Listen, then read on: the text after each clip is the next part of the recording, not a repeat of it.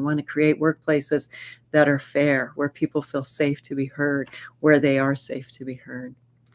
So the escalation path, if you've done all that, if your organization has an HR, human resources, then this is where you do want to go to HR, and you do want to say, I've documented repeated instances where my manager denies prior approvals, denies that I did the work, is denying me a safe place to speak up.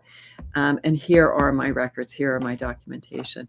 If you don't have that HR, then still document that information for your own sanity's sake, and maybe for an exit interview as you go look for other work somewhere else.